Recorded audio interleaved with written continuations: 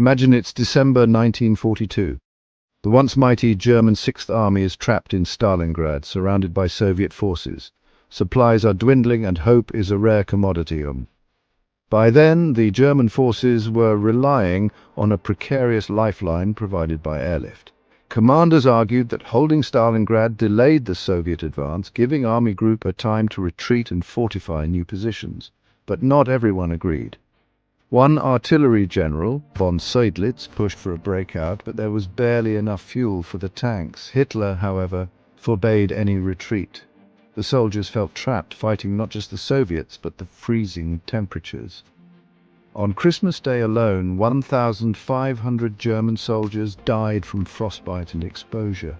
The bitter cold was as lethal as the enemy. As the thermometer plunged, frostbite became a bigger killer than the Russians. Soldiers were collapsing from starvation and exhaustion, and some even took their own lives to escape the nightmare. The Soviet forces launched a massive offensive on January 10, 1943. It was the beginning of the end for the Sixth Army. The German lines were crushed under an artillery barrage like nothing they had ever seen. By January 23rd, the remnants of the Sixth Army were pushed back into the ruins of Stalingrad itself. The soldiers knew it was just a matter of time before everything fell apart. Then came the order from General Strecker for the northern pocket to surrender. With that, the last hope of escape vanished. The soldiers, half-starved and frostbitten, laid down their arms and became prisoners. Of the 91,000 men captured, only about 5,000 would survive to return to Germany.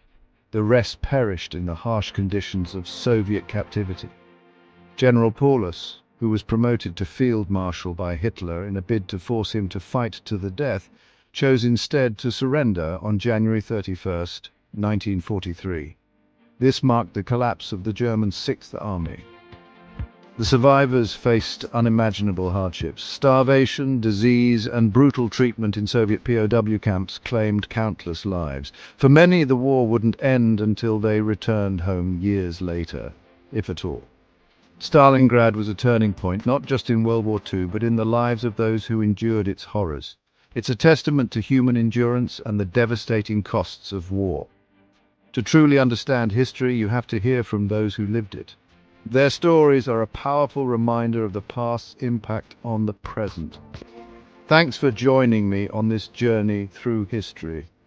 If you found this story poignant, let me know in the comments. And don't forget to subscribe for more deep dives into the past.